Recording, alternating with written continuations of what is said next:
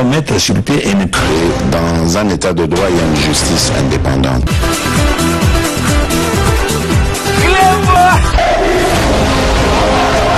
Ce n'est pas pour rien qu'il faut des conseils.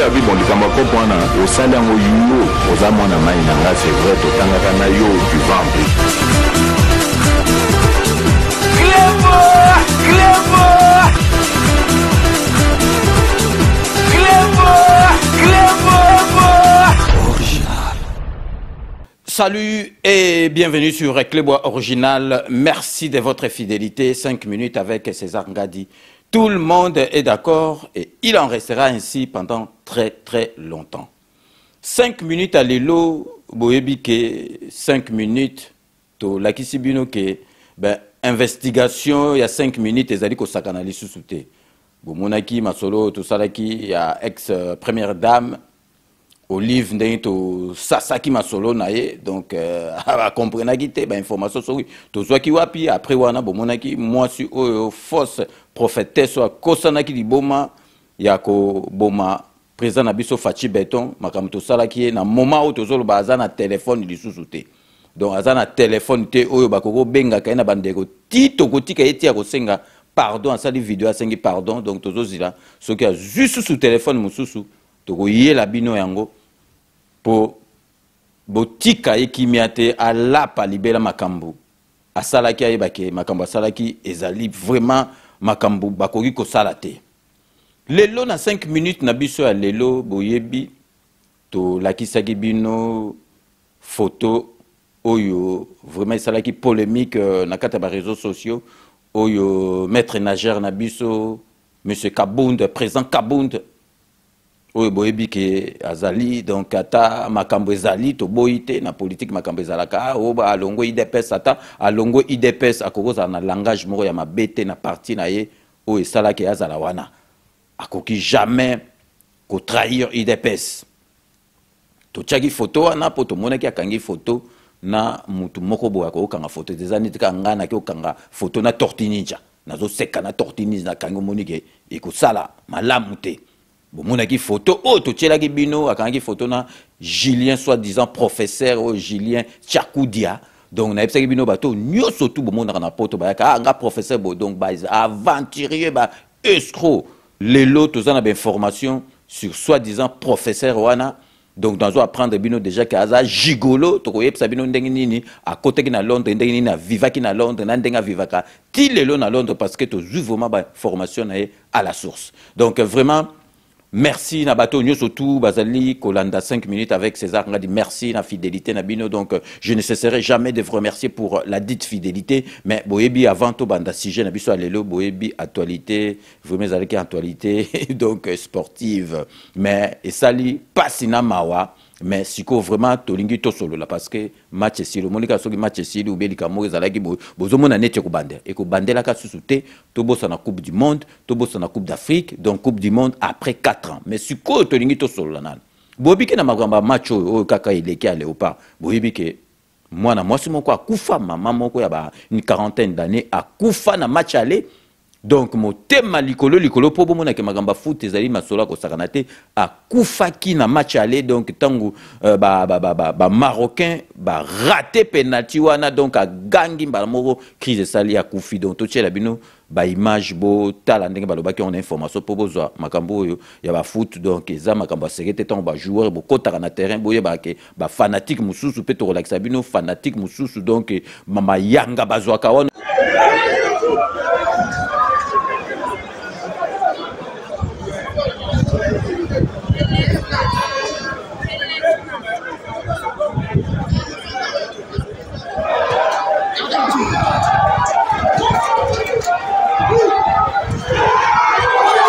Ozomona fanatique azo beta ba coup de pied donc ozomona on dirait ce qui ndenge nini bino moko bolanda déjà na bilili boka ndenge mwana mwasi wana kufaki et puis botala fanatique oyo ndenge azo beta balle donc il azo beta na ba donc so mutabeti coup de tête ya beti coup de tête donc ezali batum sutu na kili ba obengo bazwa kama yanga donc pembe na yo vanda te parce que zo ba coup net joueur zo beta donc bino moko bolanda na bilili Incroyable mais vrai, morte par émotion lors de la rencontre du match barrage éliminatoire de la Coupe du Monde Qatar 2022.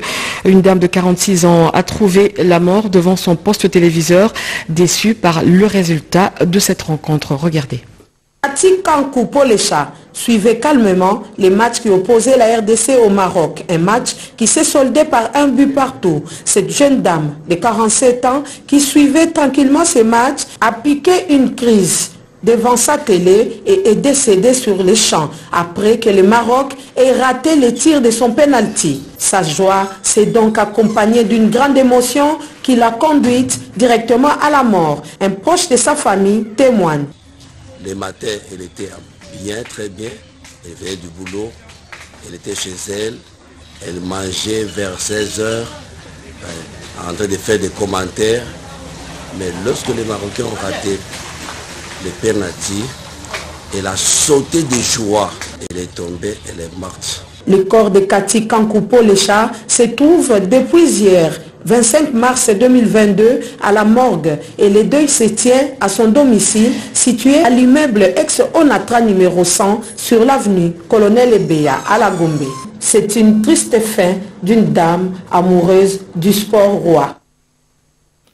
Bowiti kolanda bino moko donc ezali makambo ya kosakana te batu bakufa batu mutu akufi likola match oyo et puis sikoyo na match retour tomoni pe na match retour makambo salami na défenseur na biso oyo na bité sogi na bosani kombone na kasi luindama batutu bayebi oyo donc babimi bale wana ekoti bon ezali faute ne parce que esuka ki côté na yende mutesa ndenge wana mais soki faute na yemba ila msupe e bandaki liboso mais eyeko suka na faute na ye donc luindama wana babuki pe donc ndaku ya famille donc ndaku ya famille parce que maman ne avanda kado batu bakoko buka obika itanka la kutu donc tant biso za ba petit ba vita imano mo penza ke o arbitre bako tumba bandako donc makamba foot ezalaka jeté toujours la sabino susu botala ndenge bakendaki ko buka ndaku ya famille donc parcelle familiale il y a défenseur na biso luindama donc bino mo bolanda na bilili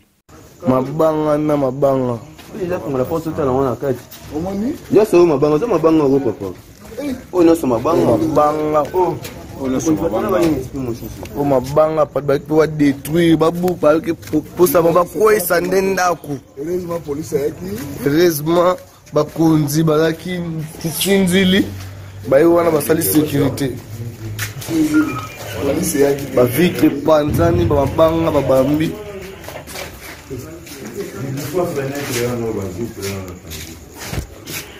awa vitre ndako panzani écoutez maman zaki yemoko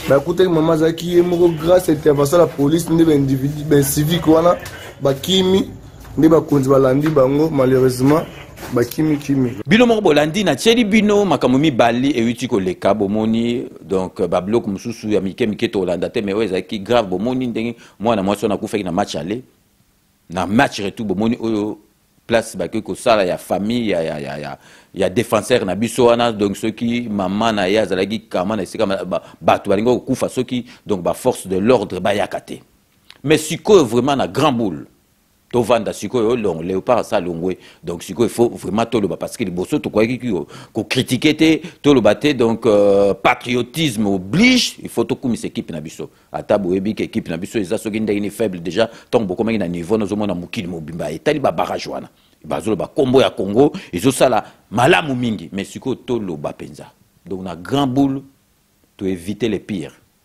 na grand boule équipe na biso les léopards eza na niveau moko na luté na équipe tout ezalaki na barrage na kanisi équipe ezalaki faible ezalaki ya biso botala équipe mususu ezobeta na barrage wana marque bazobetela donc ezobeta ndenge moko na biso te donc il faut tout se voiler la face te il faut pas tout ça la fine bouche léopard na biso atato bando okumisango ezali na niveau ya équipe to mona te Maroc, Tunisie, Sénégal, Mali donc Algérie tout ça na niveau moko te talaka baninga soki bazozwa ozomona babandi na sima bazo construire au mona pan ata ba 6 passes 7 passes mais biso poto ça la ta 3 passes ezalaki passe mingi donc te se voiler la face te donc so tokena net mondial wana ba 9-0 ya Yougoslavie parce que kala équipe na biso ya Léopard avec makasi mais ozomona ke ba bimana le première fois ba beta na ba terrain qui toko ndengwana donc olia pendeng mususu donc température ndeng mususu to comprendre bango mais équipe ya Léopard wa kala ya donc to bosanra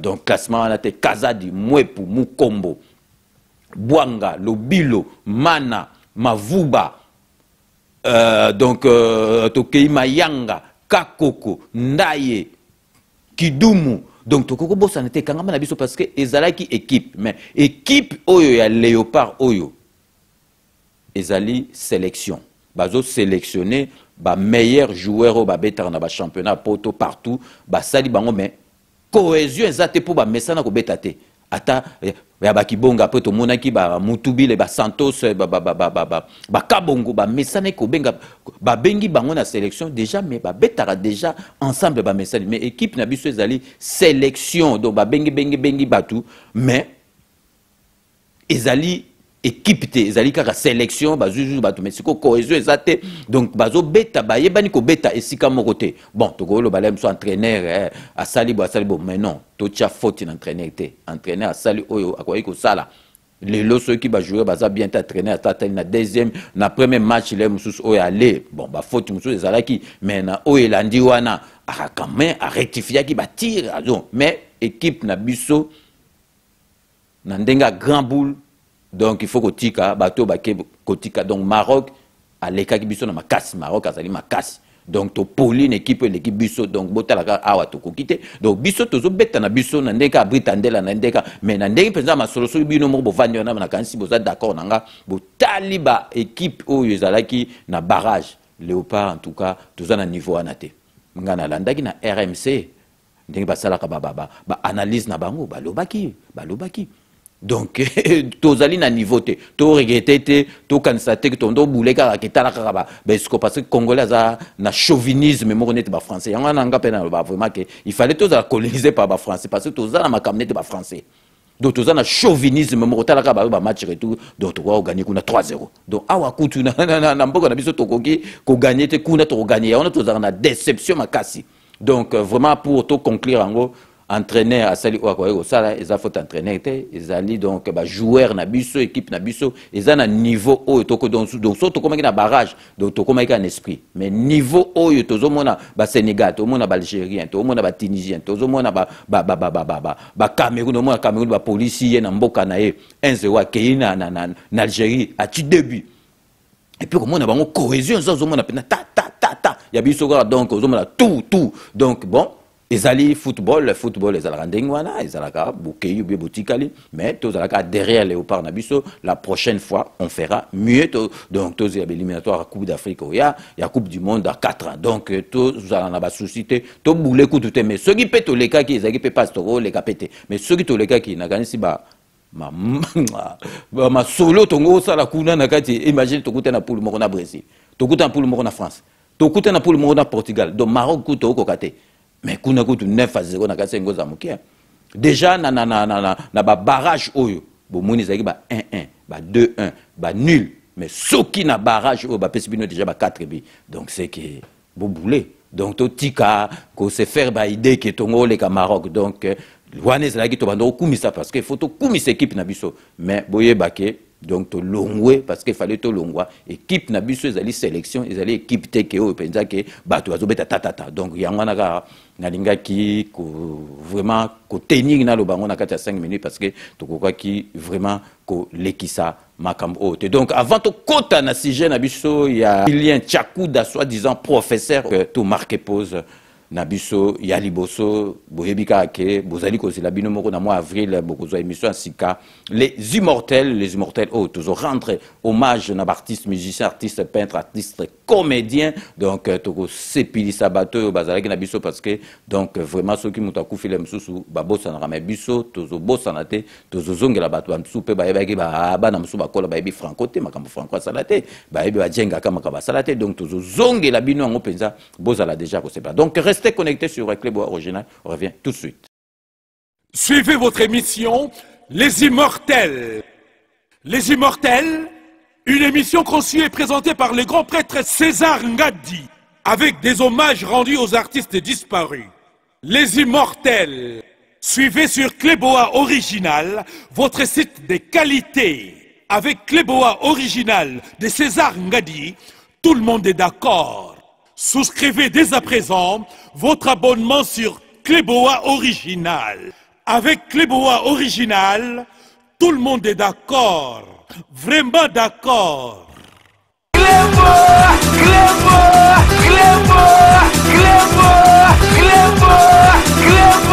Une guerrière jalouse de ses succès, je parle donc de Diogo, envoie une de ses commandos la maladie. Cette dernière la guette, le traque, lui tend embuscade sur embuscade. Diogo déjoue les attaques perfides de la dite soldat. Cette dernière, profitant d'une pause bien méritée du guerrier Ngwaka, le rabat vers son chef, la guerrière. Vaincu, le guerrier Ngwaka dépose les armes aux pieds de la guerrière jalouse et envieuse et elle l'abat sans sommation. Il s'agit bien sûr, chers téléspectateurs, chers internautes, de la mort. Diogo, le guerrier Ngwaka, s'en est allé pour un repos bien mérité le mercredi 23 août de l'an 2000, laissant sa belle voix à son fils Lola Moine. Donc, on a souka tomoni Ngwaka alité Ngwaka le guerrier na souka moni maladi soke komi makasi Ngwaka akoka ki lisusu te Ngwaka aikotika biso le 23 août l'an 2000 akufaki on a to kotuna na en bas de makambu boyebi ke awa émission où ils allaient à Maraté, ils allaient artistes et musiciens, malgré toujours le artiste et musicien, où ils allaient à Bisso sauté, mais ils allaient à Batumo, Bando, Pesa Bisso, Bilengi, Navanzem, Bonabango, Yana Togo, na Maraté, Tina Souka et à émission. Donc, en bas de Makambuto Yogaki, pour ne pas entrer dans les détails, respect aux morts, mais Togaki, Bindo Yoga, Koufaki Pona Makamboasi, Koufaki Pona Moasi, n'a pas souci à Moasi. Ah, souci à Moasi. Éviter les ouais manger moi souci à moi. Yogo souci à moi la tête de la souci à moi si. Yogo moni. Yogo qui monte ma Fagel. Yogo Fagel. Yogo fait moins de 50 ans. C'est ça. Tout le monde. Donc César, Yogo n'a pas souké. Yogo azar pour tout Oyo, azaki na amour tout ya bang.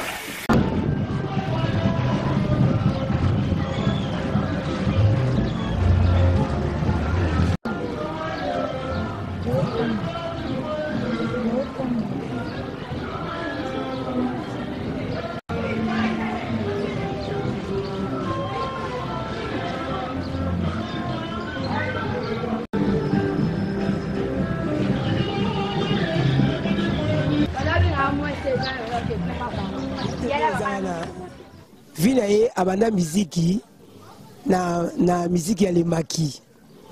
Tanga bandi na lemaki, alongo na lemaki, aye kokota na miziki ya nani ya Papa Wemba. Aye basali Viva la Mujika.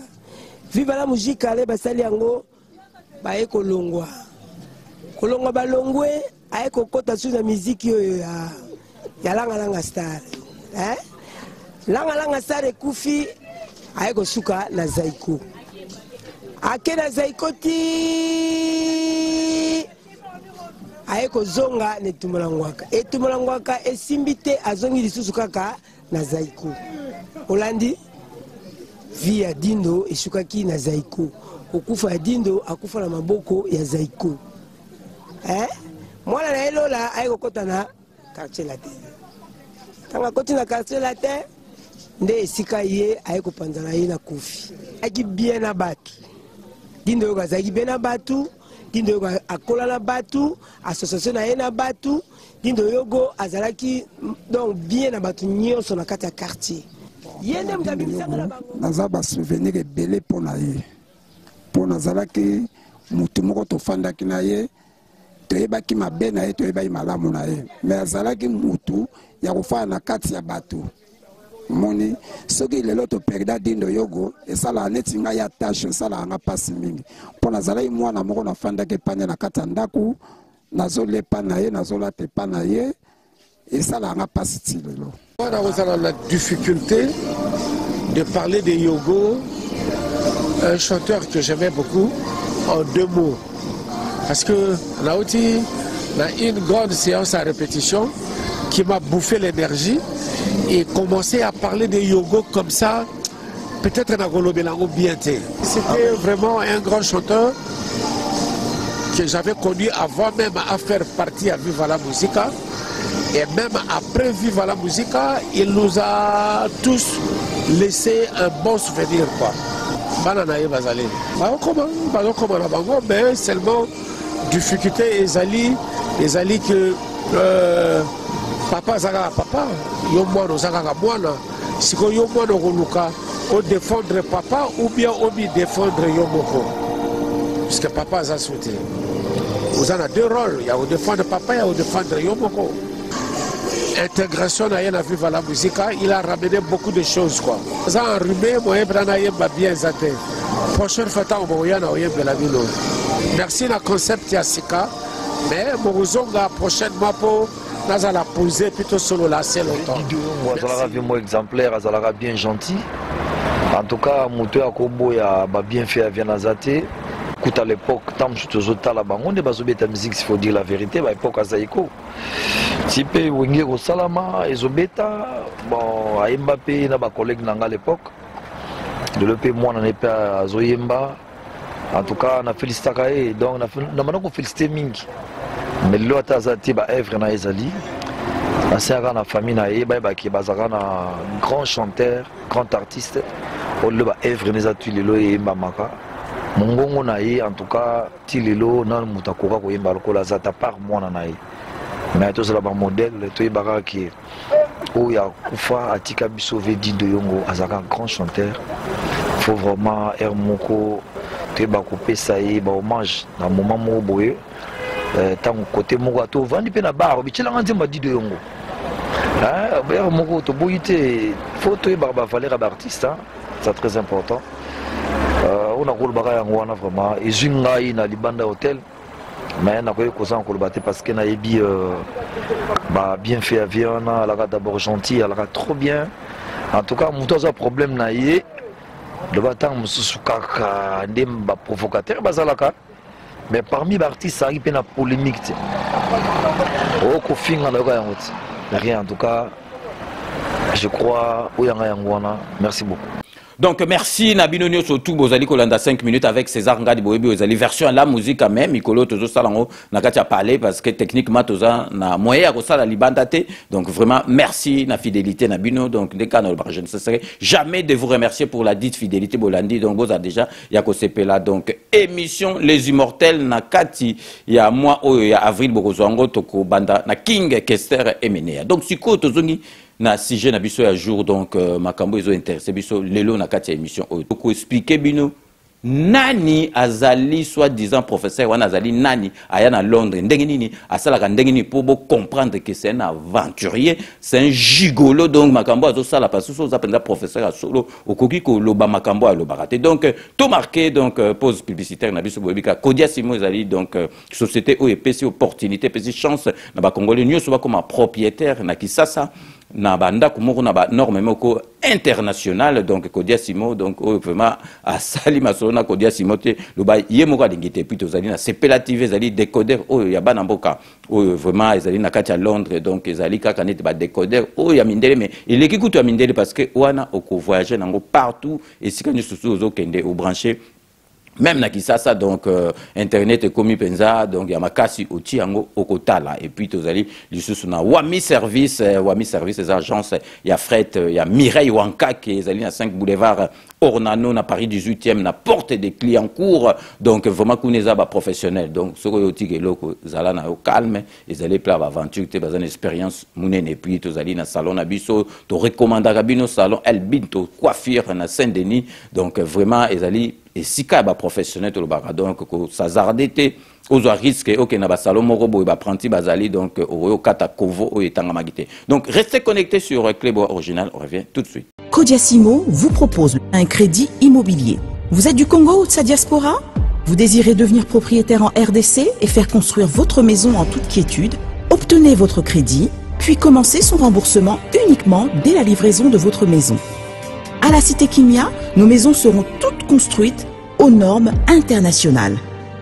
Située à seulement 25 minutes de l'aéroport de Njili, 10 minutes de Safari Beach, au cœur de cette cité moderne, vous y trouverez aussi un centre commercial avec plusieurs commerces de proximité.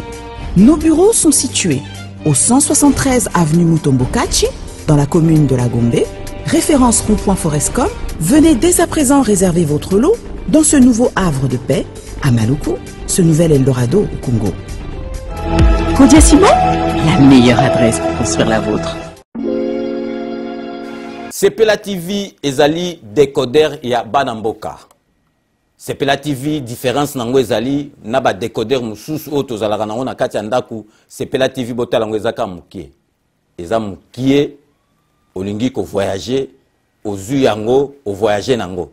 Parce que ba décodeur obiso tozalaka nango evandika na ndaku mais Sepela TV déjà eza mukie botala ozu o kolti yango ka na poche na kosi na poche à veste o voyager o memi yango partout dans le monde ici kazo kende.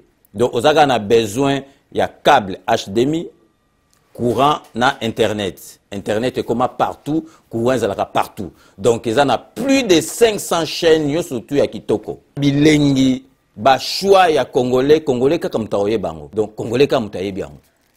Congolais kaka mutaoye ba elengi nini yo kaka. Donc congolais kaka mutaye bango. Donc c'est Sepela TV ça. Il y a Banamboka. Bozwa abonnement nango, okozwa ngo ya ne mobimba, okozwa ngo pe par mois, au bengi bango na ba numéro na bango bozali komona. Donc Sepela TV ezali décodeur ya yo ya ngai. Donc ezali ya bétranger te, ezali ya Banamboka. Avec Sepela TV, tout le monde est d'accord et il en restera ainsi pendant très très longtemps. Bienvenue dans le monde de Sepela TV.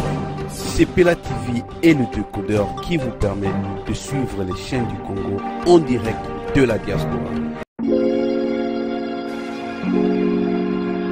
Ndeko ya Congo, tunanga ininyo agence Wami service oyo ya madame Mireille Wakanke azawana mobimba pona bino ba diaspora bolingi kotinda mituka toba kolia ndenge na ndenge cohésité na yote adresse Ezase Moko 5 boulevard Ornano numéro 75 018 na Paris 16e awa na République démocratique du Congo na ville province ya Kinshasa boko zoyango na avenue Maringa numéro 83 référence étoile bleue na commune ya Kasavubu soit bo contacter la ba numéro oyo Maman Mireille Wakanke tata pambola yo na yaka pamba pamba te soko moni na ye kombo na yo na témoignage na yo eke musika pe betinga na motema na mona ba agence na sena moi oyo lukute za makasi na ba agence na escroquerie okomona mosali ya nzambe asali fe publicité batu bazotala me agence na bango vérité ezate na moni mituka na moni bilamba na moni bakoli nyonso batu batindaki ndenge bayebisaki nga yaka kokontrole na kontrole na moni musala oyo osala Wami service libote na nzambe bisika ya kotinda biloko eza na Wami service. Oui, yaboye ezalate ndeko kosazardete agence ezakaka moko Wami service ya madame Mireille Wakanke atie la disposition ya ba diaspora nyonso pour que boko misaka bakoli na bino mituka na bandeko o baza na Afrique avec impact na idéologie Wami service pardon maman Mireille Wakanke balinga pe ba congolais boyete prix ya mobobe Wami service et pas Mireille Wakanke Wami service frappe na l'air frappe na retour chez Elbito Coiffure toujours ça marche comme ça là avec l'expédition là toujours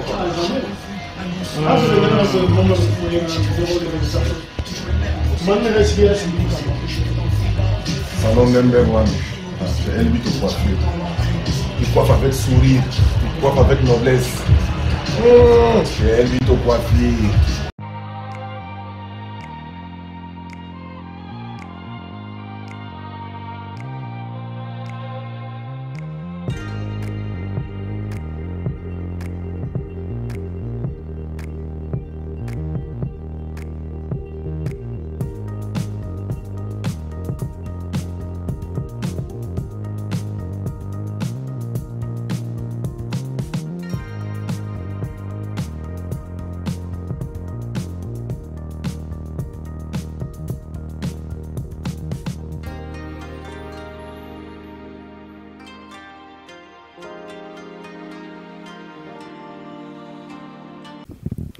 Donc après, bah, pub Nabiso, merci na confiance au Bopé Saka, na partenaire Nabiso, bango pe ba renouveler chaque année, donc confiance na bango par rapport à Biso, donc bazu bazwa baspace ndengwana, donc ba foute la bon ezali, donc ndeng na bango o basala rapport na ko aider Biso. Siko ndeng na epsaki bino to lingi to expliquer bino individu oyo ya Julien Tchakouda escroc oyo bo comprendre.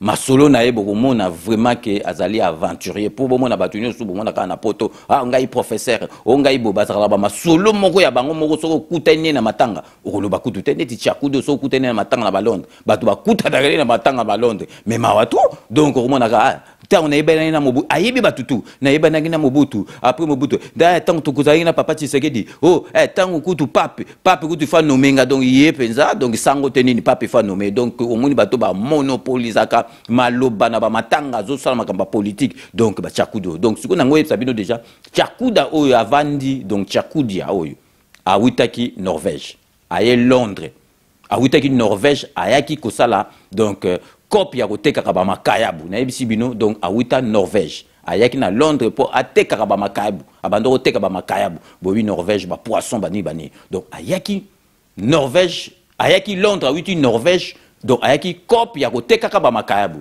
na Norvège abandonaki mwasi na 6 enfants donc atiki 6 enfants na ekuna na Norvège aye na Londres koteka ba makayabu tanga comme na Londres aye pe kokuta na sali connaissance na mwasi moko commerçante awasala ba navette donc ngwanzo anata wana ba ngwanzo zo rene ngwanzo na Londres donc akutai na mwasi yango donc omonikaka la petite vie à manger vandi di bolingo eye makasi na mwasi yango bolingo ye makasi donc abosani na bana na sibano atika na Norvège akoma sikoyo ko vanda na ye na Londres et puis ko vanda na Londres ko kansate ke obi vanda sala donc Julien Tchakouda wana asalate banda akota Londres donc azali gigolo donc mwasi wana mutu abandaki kobokola ye mwasi wana bande kobokola ye mwasi wana bomona babilamba mususu alata ba veste wana ngeli abando lata ezali ba veste wa ngwanjo wana abando ya wana mwasi wana zoko bokola mwasi wana azali ko bokola ye donc na Londres wana ye atikala ko sala te soit disant professeur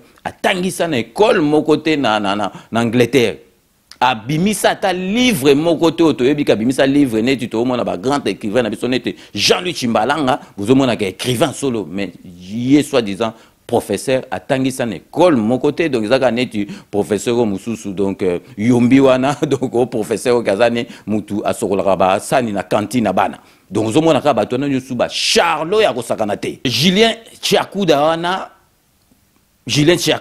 wana donc soit disant professeur na ipsi bina comment livre te atangisa na école mon côté donc na minute siko tozo lobela bino parce que tozo ben information à la source mo razana ko kama parce que ya mesala ko finga ka batu biso 5 minutes j'écoute tout na ba investigation donc na minute tozo loba na bino na Londres soit disant professeur wana comment mitelengana donc sans domicile fixe parce que moi si oyo abandaki ko bokola ye na Londres akufa na Covid na 2020 donc père son âme donc vraiment azalaki moi ce moment malam donc depuis moi sur na kufa na 2020 na Covid donc Julien Tchakouda donc soi-disant professeur a comment mitelengana comment donc mbwa di boma donc akeni bwa zonga ya on a bomoni tanka monaki donc donc présent Kabundu donc à Leli donc et puis tanga zonga il faut botala ndenga bondela ki ba futela te donc ba la métro ezalaki ta Leli donc bon ilanda muto na te suka na aventure ayaki na Londres a witaki Norvège ayaki ko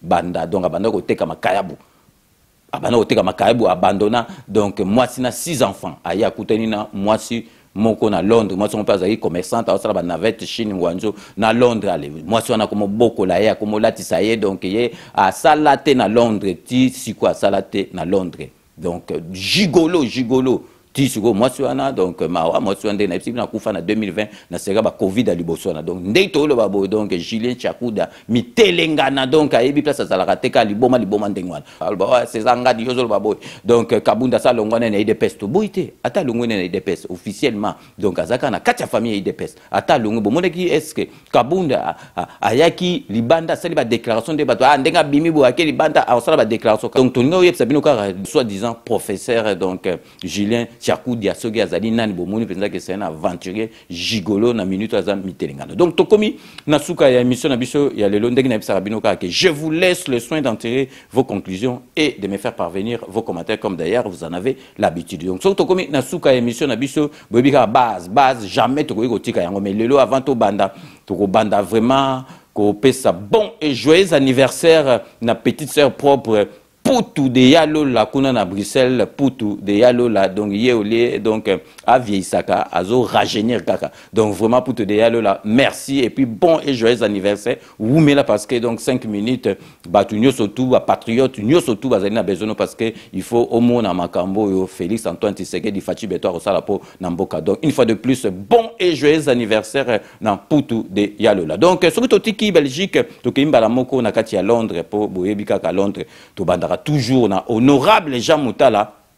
Honorable Jean Moutala, merci Nadio surtout au sala rapport na 5 minutes avec César Ngadito. Tiki Londres, toki sigo na kati Espagne pour na repesa Beloti Mavungu, vrai chéri Beloti Mavungu. Merci Nadio surtout au sala rapport na 5 minutes avec César Ngadito. Toki sigo na kati Suède pour na repesa Igwe Chef Béton.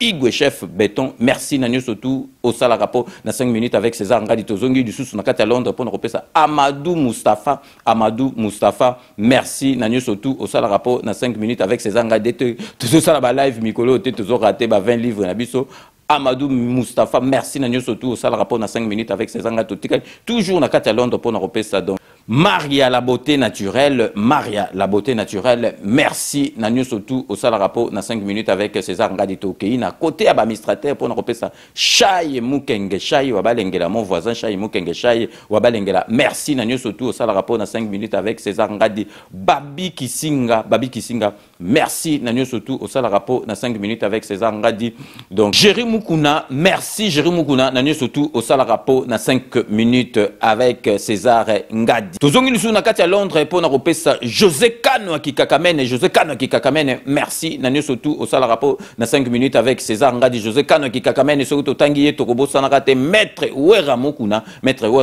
na maître Raja Moule tozongi awa na Île-de-France plus précisément 94 pour na repesa Fifi Filofaria. L'homme à la Mercedes, c'est très propre, Fifi Filofaria. Merci, Nanyo surtout au sala rapport na 5 minutes avec César Ngadito. Tikel toujours na katia Île-de-France pour na repesa Alfred Fali Lukisa.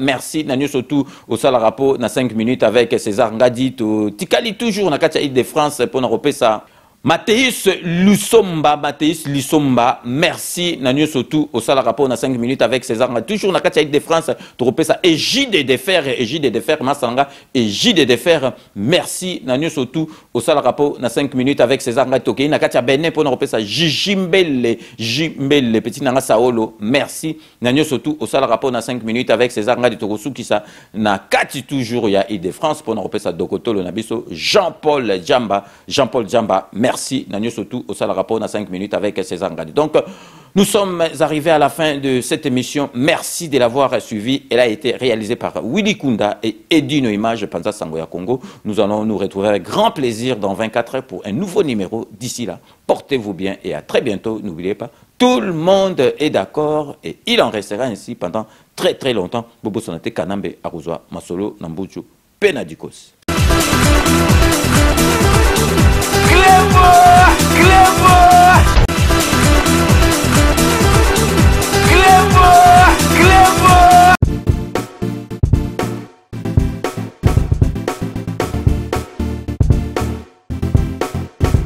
On doit mettre sur pied une... Dans un état de droit, il y a une justice indépendante.